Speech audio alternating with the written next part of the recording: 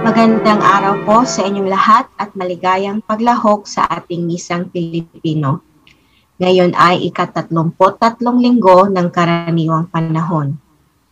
Mga kapatid, habang papalapit tayo sa katapusan ng taong kasalukuyang panliturhiya, mapakikinggan sa mga pagbasa ang kaganapan ng panahon.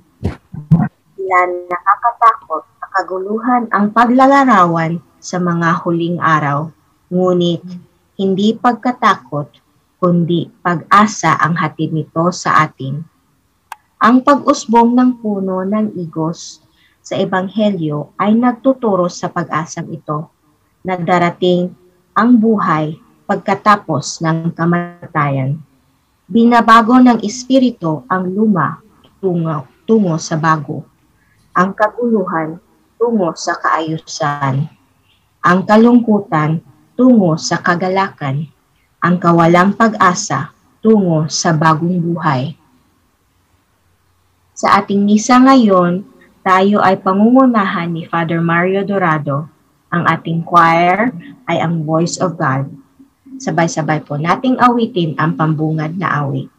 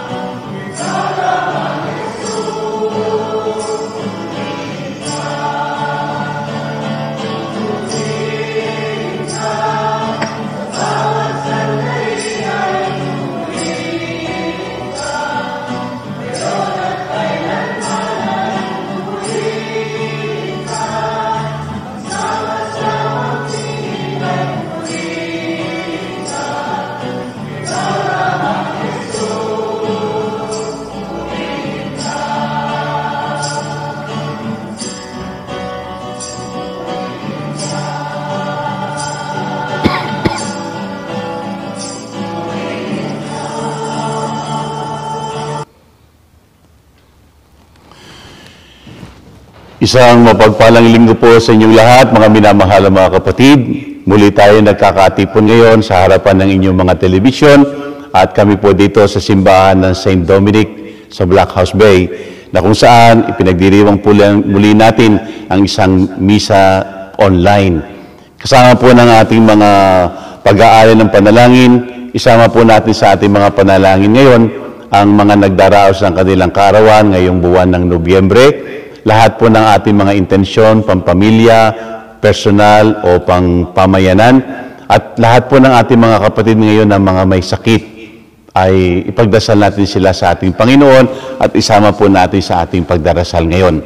At dahil yayaman ngayon po ay panahon ng Nobyembre, inaalaala po natin ng lahat ng ating mga kapatid na yumao, our faithful departed. So, isama po natin sila sa ating mga panalangin din ngayon. At kasama ng lahat kayo na mga nanonood ngayon, pag tayo po sama-sama magnilay at sama-sama po tayong magdiwang. Sa ngalan ng Ama at ng Anak at ng Espiritu Santo.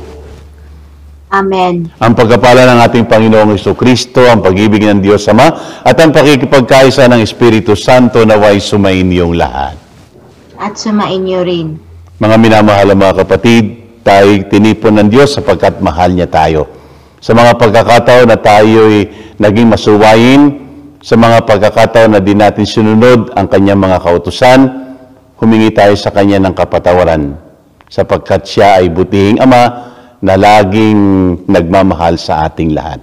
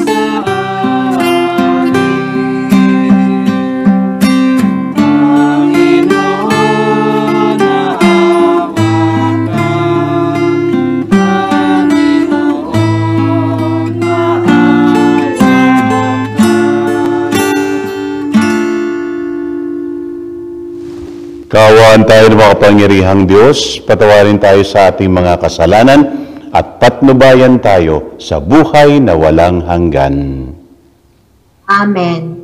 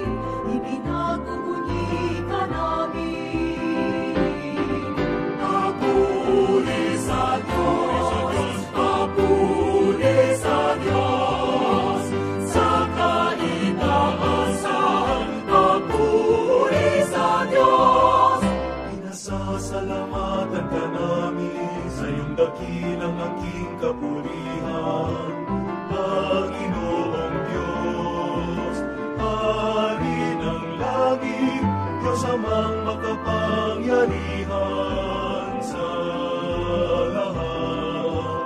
Panginoong Jesucristo, bugtong na anak, Panginoong Diyos, Kordero ng Diyos, anak ng Ama.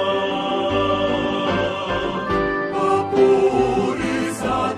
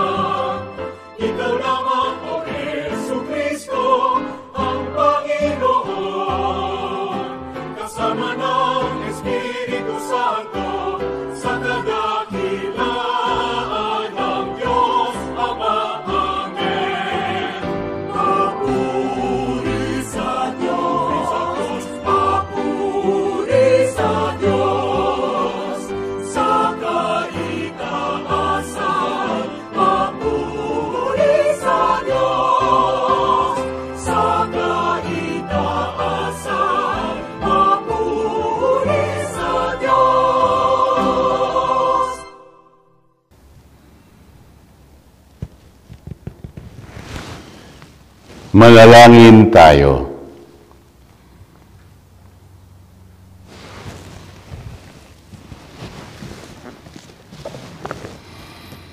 Ama naming makapangyarihan, ipagkaloob mong lagi naming ikaligayang ikaw ay paglingkuran, sapagkat walang maliw at walang kahulilip ang kasiyahan kapag sumasamba kami sa iyong kapangyarihang nagpapairal sa tanang sanlibutan. Sa pamagitan ni Jesucristo, kasama ng Espiritu Santo, magpasawalang hanggan. Amen. Pagbasa mula sa aklat ni Propeta Daniel. Sa pagkakataong yaon, darating si Miguel, ang makapangyarihang bantay ng bansang Israel, at magkakaroon ng matinding kahirapang hindi pa nangyari kailanman. Ngunit maliligtas ang mga kababayan mong ang pangalan ay nakasulat sa aklat ng Diyos.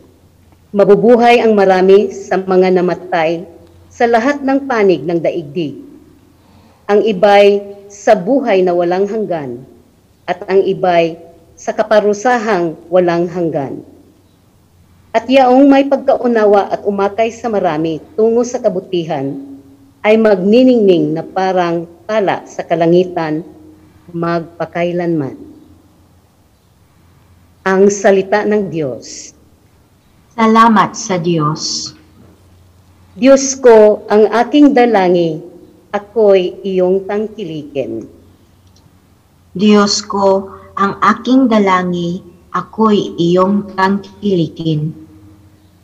Ikaw lamang, Panginoon, ang lahat sa aking buhay. Ako'y iyong tinutugon sa lahat kong kailangan. Ang biyayang kaloob mo ay kahanga-hangang tunay.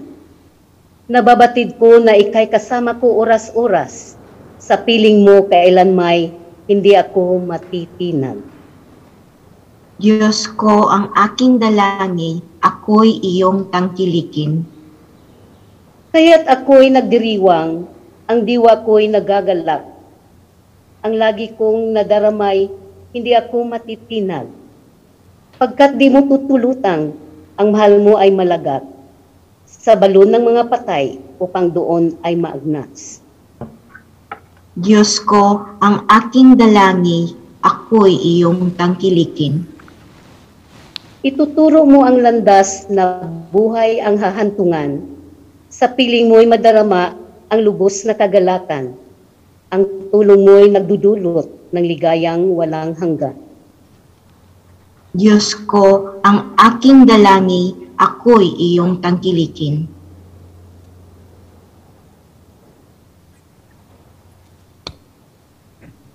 Ang ikalawang pagbasa, pagbasa mula sa sulat sa mga Hebreo.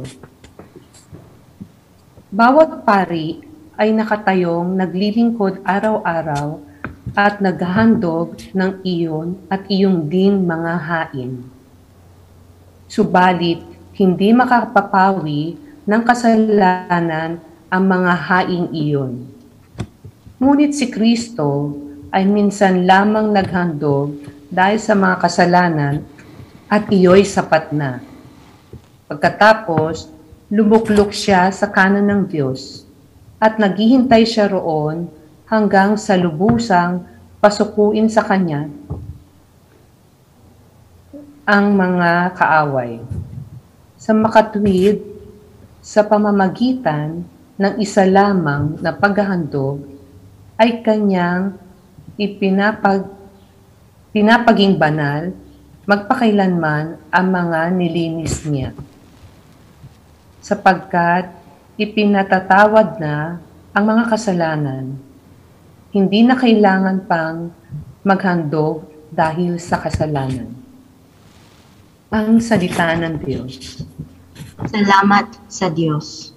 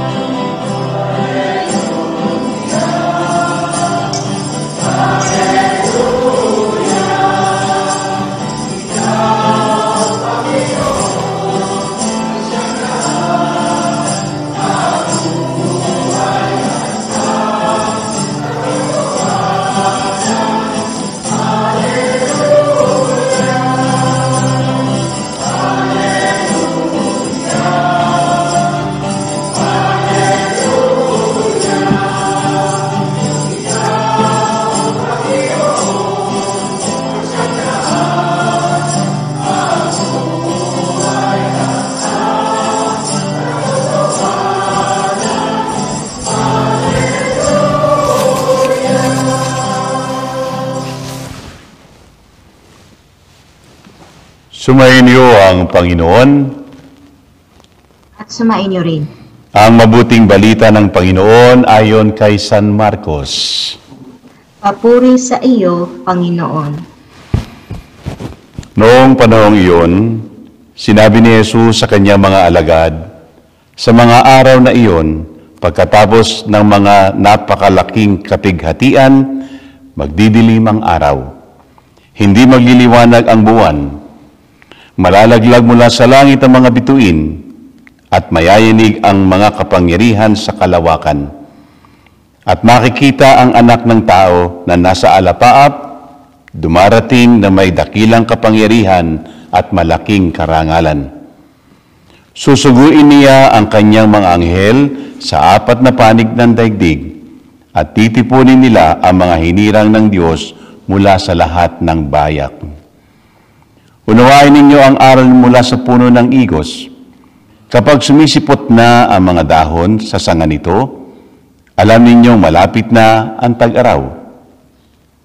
Gayun din naman, kapag nakita ninyong nangyayari ang mga bagay na ito, malalaman ninyong malapit na ang panahon ng pagparito niya, nagsisimula na. Tandaan ninyo, magaganap ang mga bagay na ito bago mamatay ang mga taong nabubuhay sa ngayon. Mawawala ang langit at lupa, ngunit ang mga salita ko'y hindi magkakabula. Ngunit wala nakaalam ng araw o oras ng pagsapit niyon, kahit ang mga anghel sa langit o ang anak man. Ang Ama lamang ang nakaalam nito.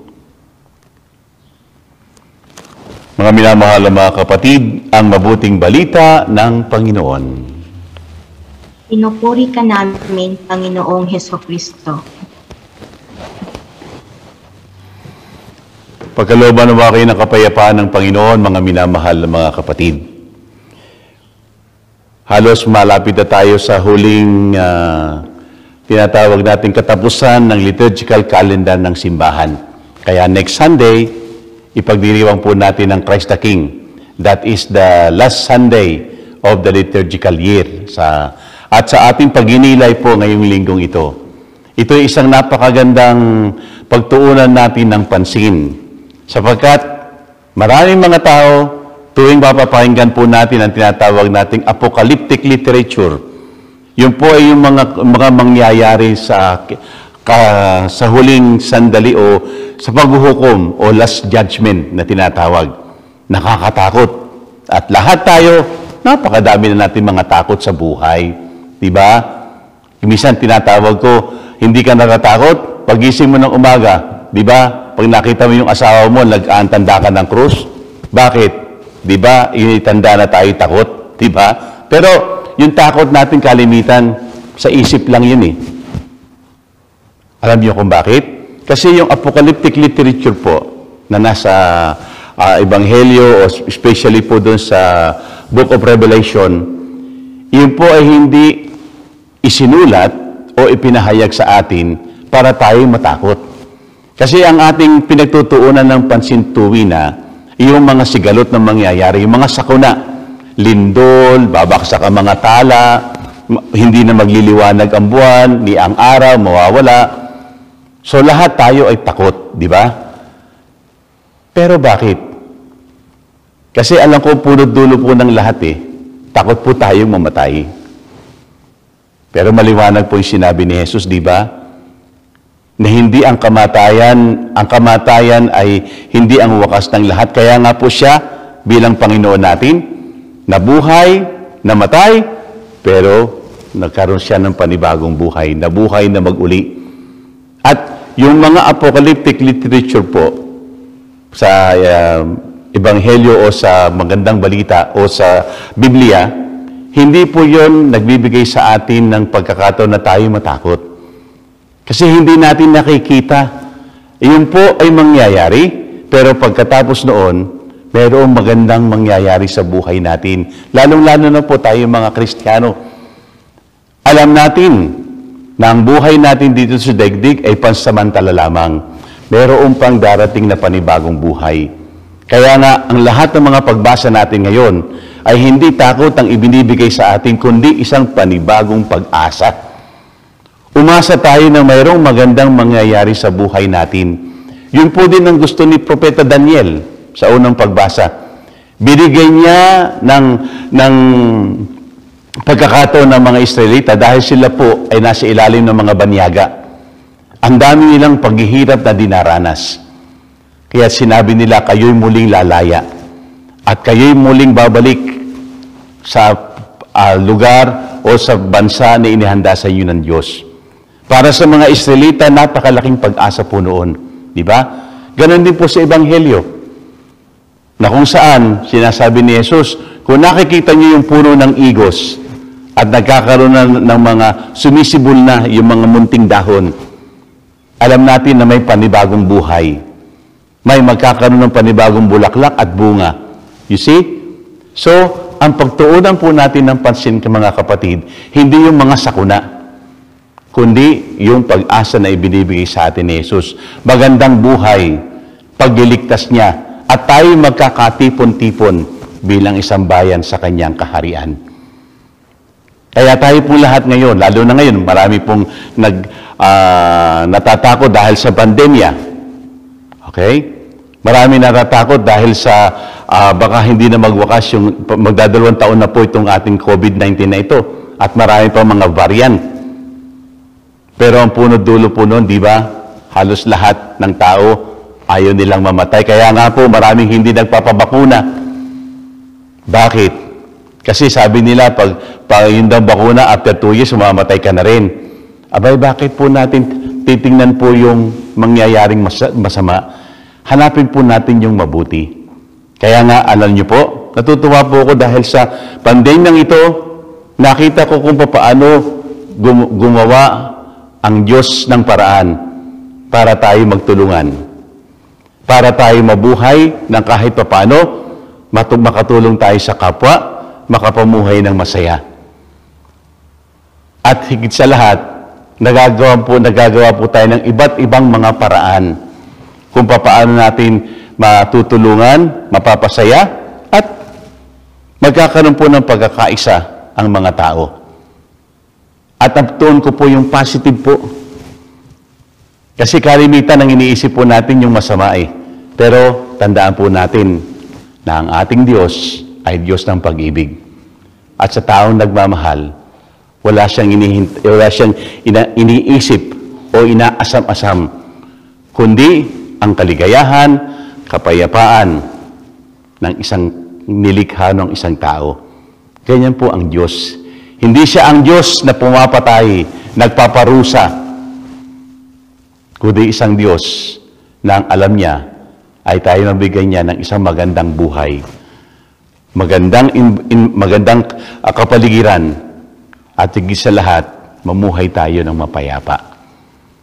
Kaya nga sabi natin, kung mayroong simula, mayroong wakas.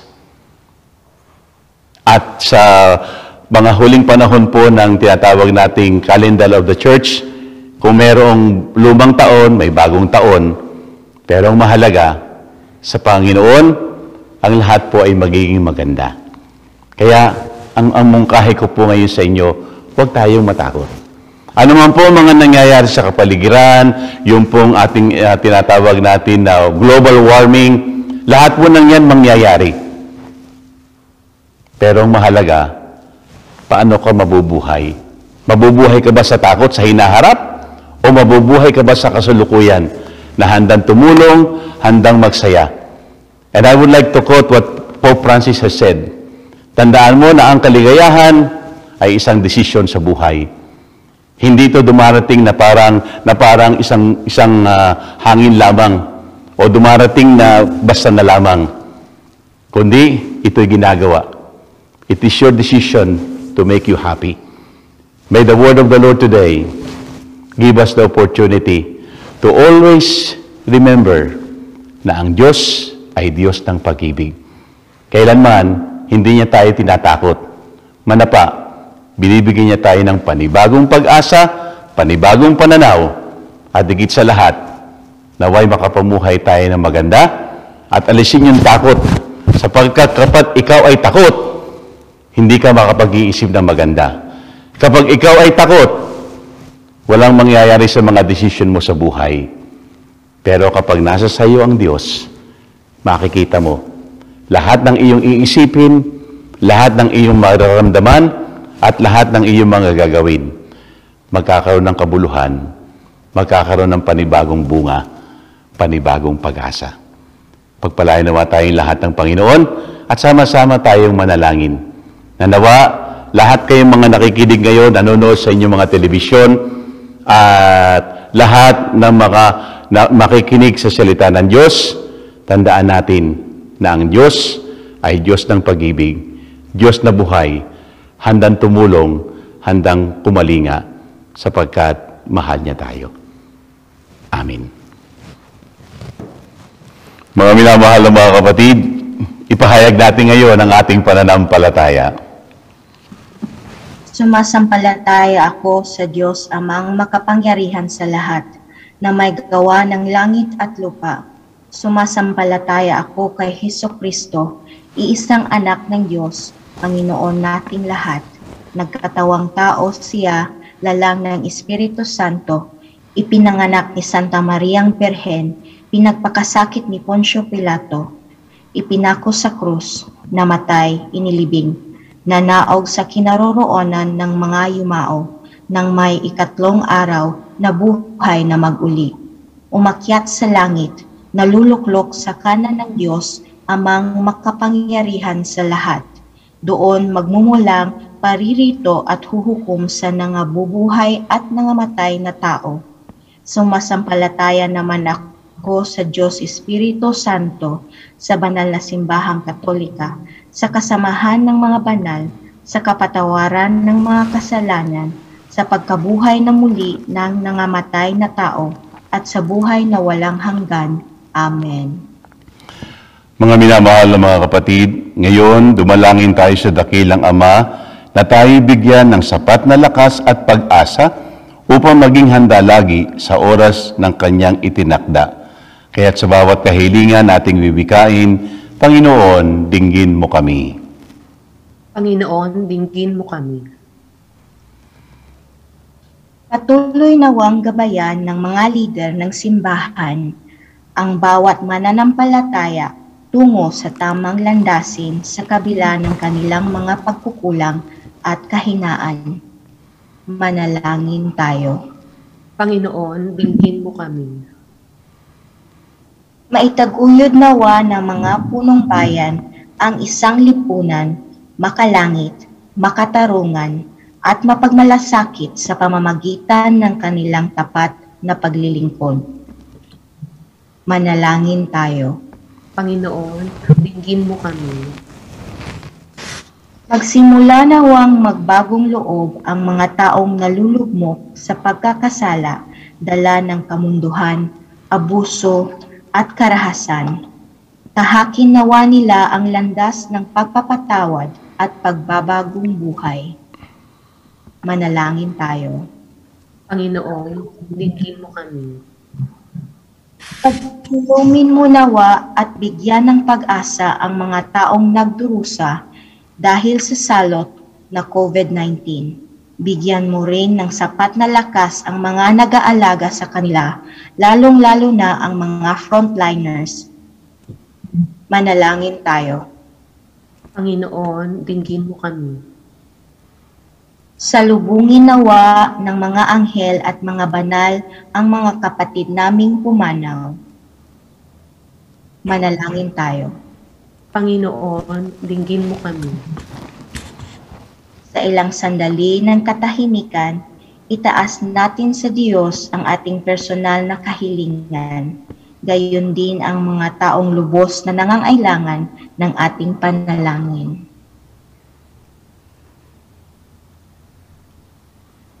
Manalangin tayo. Panginoon, dinggin mo kami. Panginoon, Ikaw ang aming kanlungan at pag-asa. Dinggin mo kaming mga dumudulog sa iyo sa panalangin upang makapamuhay kaming naaayon sa turo ng iyong anak at aming manunubos na si Jesucristong aming Panginoon, ngayon at magpakailanman.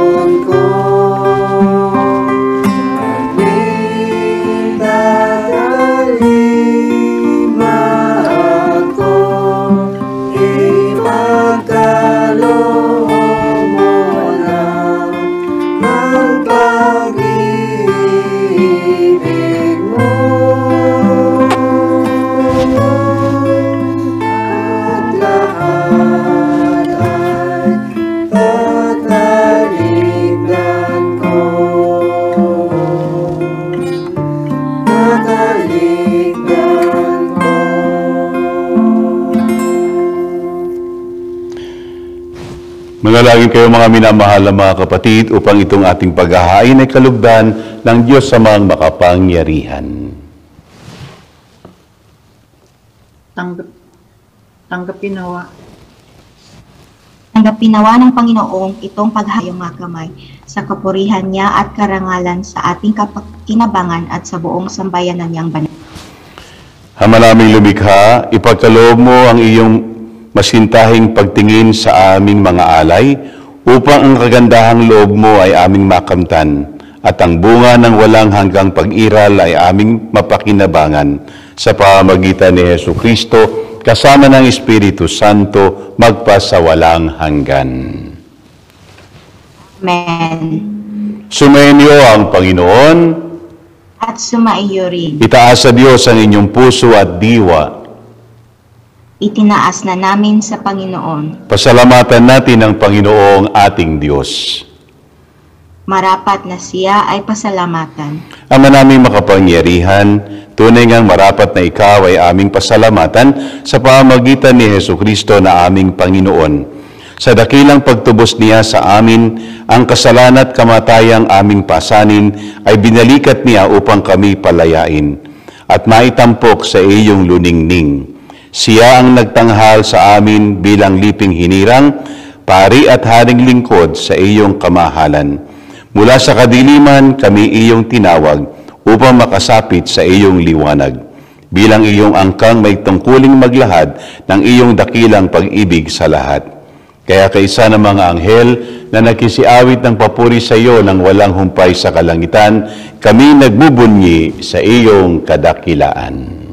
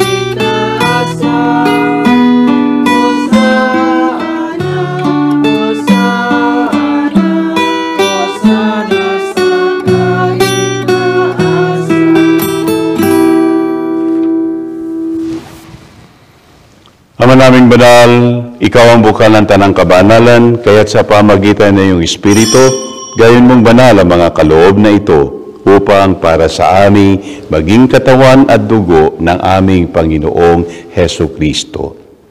Bago niya pinagtiis ang kusang loob na maging handog, hinawakan niya ang tinapay, pinasalamatan kaniya, pinaghati-hati niya yon, iniabot sa kanyang mga alagad at sinabi, "Tanggapin ninyong lahat ito at kanin. Ito ang aking katawan na ihahandog para sa inyo."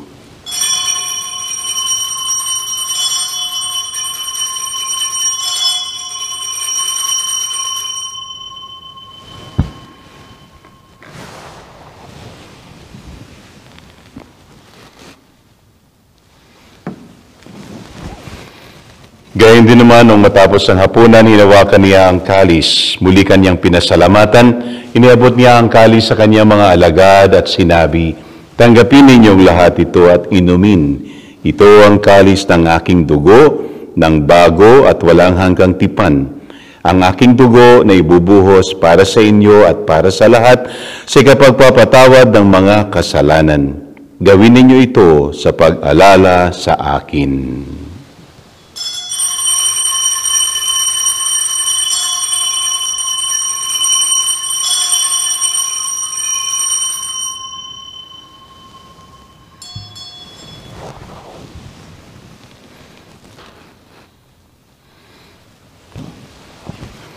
Ipagbunyi natin ang misteryo ng pananampalataya. Si Kristo'y namatay, si Kristo'y nabuhay, si Kristo'y babalik sa wakas ng panahon. Ama, ginagawa namin ngayon ang pag-alala sa pagkamatay at muling pagkabuhay ng iyong anak, kaya tiniaalay namin sa iyo ang tinapay na nagbibigay buhay at ang kalis na nagkakaloob ng kaligtasan. Kami nagpapasalamat dahil kami iyong minarapat na tumayo sa harap mo para maglingkod sa iyo. Isinasamo namin kami magkasalo-salo sa katawan at dugo ni Kristo ay mabuklod sa pagkakaisa sa pamamagitan ng Espiritu Santo. Ama, lingapin mo ang iyong simbahang laganap sa buong daigdig. Puspusin mo kami sa pag-ibig kaysa ni Francisco na aming Papa at ni Patricio at Miguel na aming mga obispo, ang tanang kaparian at ang iyong sambayanang Kristiyano. Alalahanin mo rin ang mga kapatid naming nahimlay nang may pag-asang sila'y muling mabubuhay, gayon din ang lahat ng mga pumanaw. Kaawaan mo sila at patuloyin sa iyong kaliwanagan. Kaawaan mo at pagindapatin kaming lahat na makasalo sa iyong buhay na walang wakas, kaysa ng mahal na Birheng Maria na ina ng Diyos, kaysa ni San Jose na kanyang butihing may bahay, kaysa ng mga apostol, ni San Lorenzo Ruiz at San Pedro Calunsod, at ng lahat ng mga banal na namuhay dito sa daigdig ng kalugod-lugod sa iyo. May pagdiwang nawa namin ng pagpupuri sa ikararangal mo sa pamamagitan ng iyong anak na aming Panginoong Heso Kristo. Sa pamamagitan ni Kristo, kasama niya at sa Kanya, ang lahat ng parangal at papuri ay sa iyo, Diyos amang makapangyarihan, kasama ng Espiritu Santo, magpasawalang hanggan. Amen.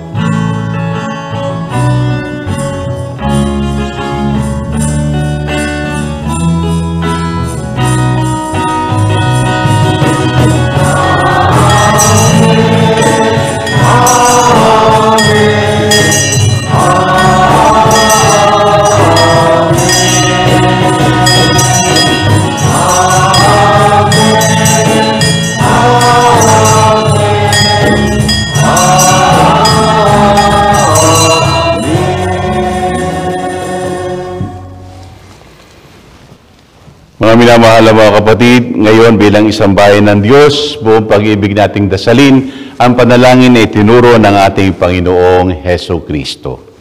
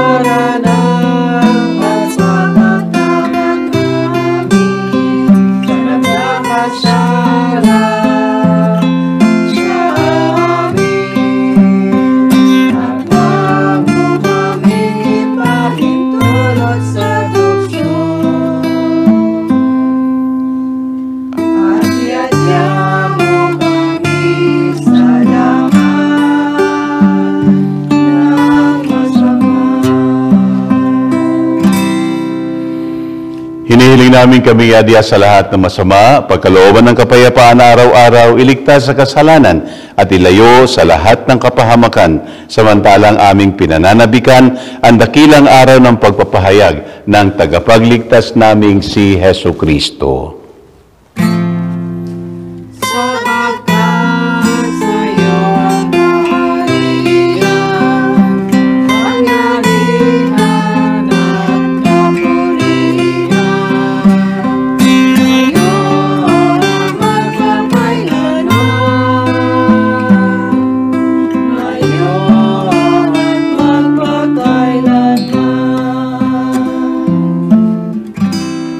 Panginoong Jesucristo, sinabi mo sa iyong mga apostol at sinasabi mo sa aming lahat ngayon, kapayapaan ang iniiwan ko sa inyo, ang aking kapayapaan ang ibinibigay ko sa inyo. Tunghayan mo ang aming pananampalataya at huwag ang aming mga pagkakasala. Pagkalooban mo kami ng kapayapaan at pagkakaisa ayon sa iyong kalooban, kasama ng Espiritu Santo, magpasawalang hanggan. Amen. Ang kapayapaan ng Panginoon ay laging sumainyo.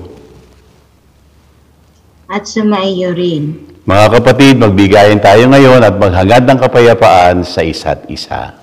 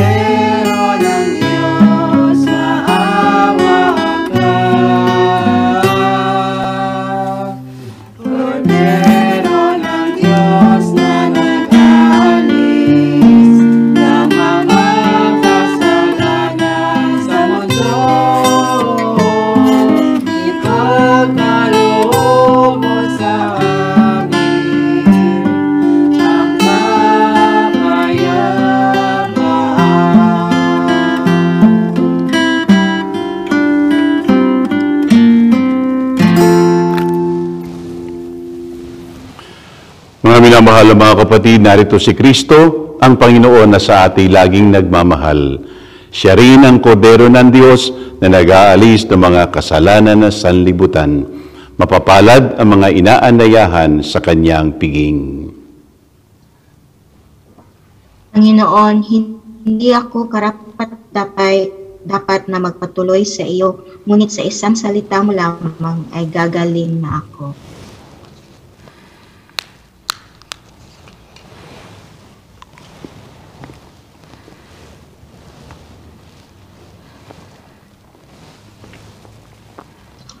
Espiritual na pakikinabang. O Jesus ko, naniniwala ako na ikaw ay tunay na naririyan sa banal na sakramento. Minamahal kita ng higit sa lahat at ninanais ko na ikaw ay tanggapin sa aking kaluluwa. Bagamat sa sandaling ito ay hindi kita matatanggap sa paraang sakramental, pumarito ka man lamang sa aking puso sa paraang espiritual. Tinatanggap kita na ikaw na naririto at buong puso akong nakikipag-iisa sa iyo. Huwag mong pahintulutang ako'y mapahiwalay sa iyo. Amen.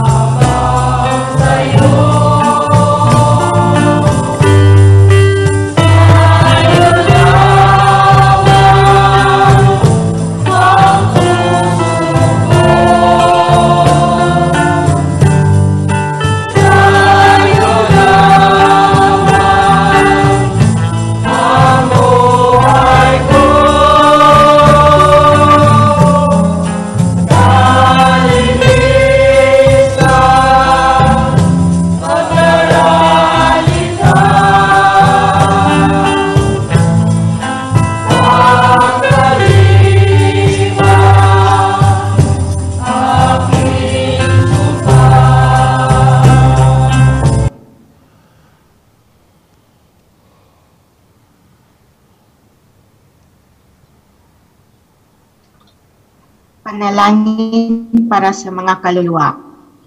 Panginoon naming Diyos, Ama namin, Ikaw po ang dahilan ng aming pagsilang at pag-iral. Sa iyo galing ang aming hiram na buhay. Buong kababaang loob kaming nananalangin, kalugdan mo po ang mga kaluluwa ng mga pumanaw sa mundong ito. Sila naway magkamit ng buhay sa iyong piling. Alisin mo ang anumang karumihan ng kasalanan upang sila ay maging marapat sa iyong walang hanggang kalinisan. Iahon mo ang mga kaluluwa sa purgatorio at bigyan sila ng puwang sa iyong kaharian sa langit. Kapayapaan kailanman, O Panginoon, ang iyong igawad sa mga yumaong nagsipanaw. Sila nawa ay silayan ng iyong ilaw na walang hanggan. Hinihiling namin ito sa ngalan ni Kristo aming Panginoon. Amen.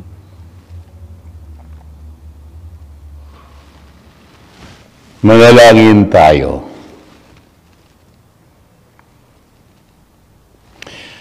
Ama naming mapagmahal, sa pinagsaluhan naming banal na pakikinabang, ang amin nawang pag-ibig ay lalong madagdagan ng ginawa namin sa pag-alala sa anak mong mahal na nag-utos ipagdiwang ang huling hapunan. Sa pamamagitan ni Jesucristo, kasama ng Espiritu Santo, magpasawalang hanggan. Amen. Mga minamahal na mga kapatid, sa darating na linggo po ay kapistahan ng mahal na hari, si Jesus bilang hari ng sanlibutan. Okay? So, Christ the King.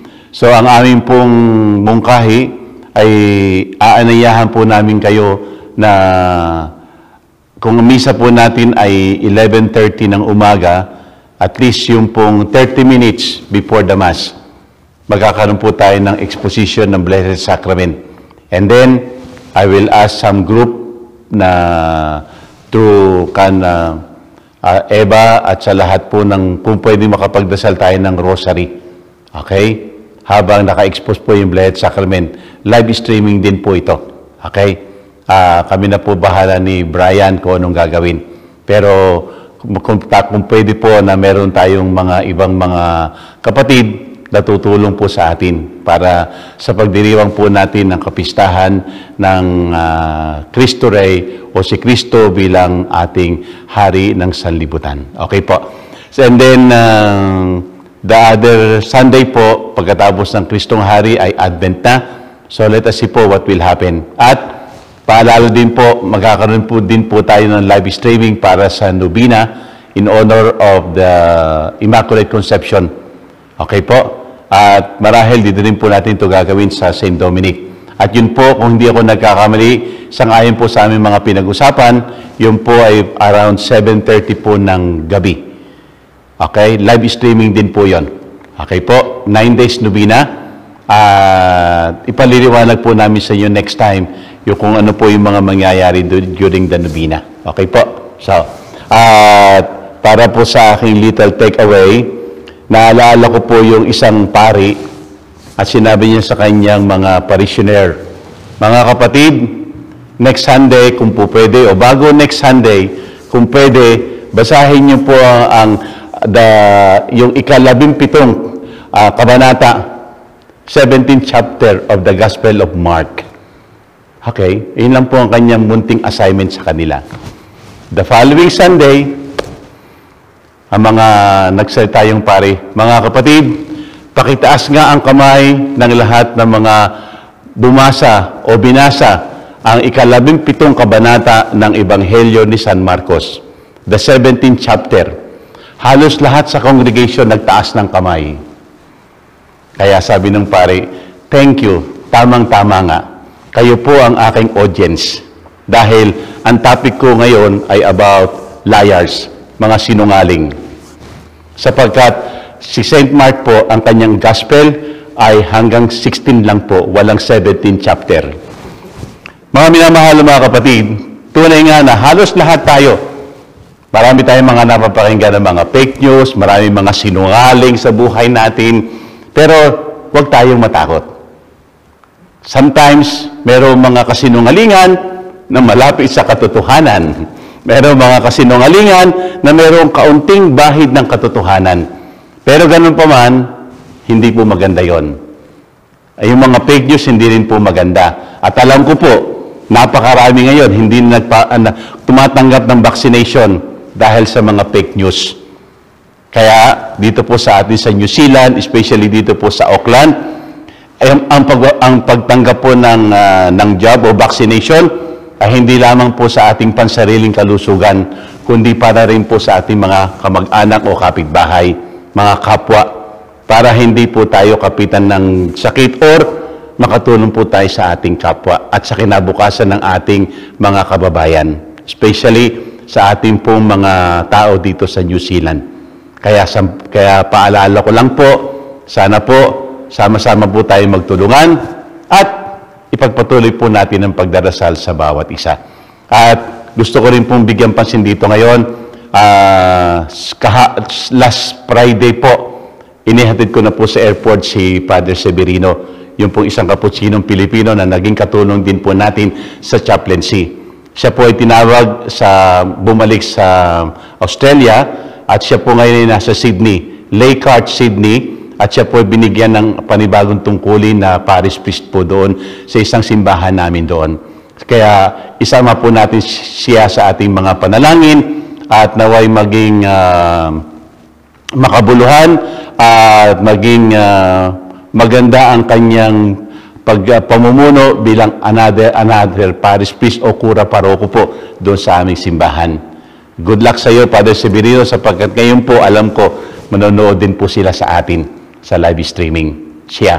At sa lahat po ng mga nariyan po sa harapan ng inyong mga television or screen, naway sama-sama tayong manalangin at pagpalain kayo ng Diyos. At marami pong salamat muli sa pagdalo nyo ng ating live streaming na misa on behalf of the ACFC. Marami pong salamat at makita-kita po tayong muli sa susunod na linggo. Sumayin niyo ang Panginoon at sumaiyo rin. Magsiyuko kayo at hingin ang pagpapala ng Panginoon. Gawa na nawa kayo ng pagpapala ng maawaing Diyos upang lagi ninyong mapahalagahan ang kanyang kanunungang nagdudulot ng kaligtasang walang hanggan. Amen. Gawa na nawa ng Diyos ng katatagan ang inyong pananampalataya na nasasalig sa kanyang pagmamahal upang mamalagi kayong nagsisikap gumawa ng kabutihan ngayon at magpasawalang hanggan.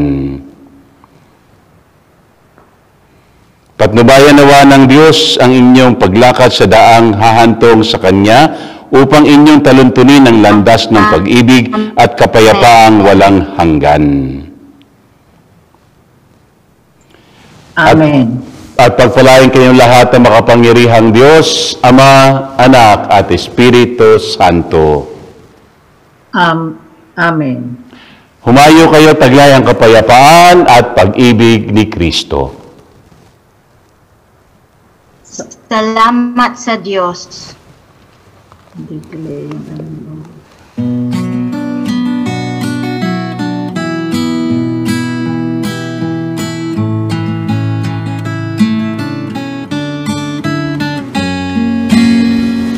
Magpasalamat kayo sa Panginoon na siyang lumikha ng lahat ng bagay dito sa mundo. Siya'y gumawa ng buwan at mga bituin.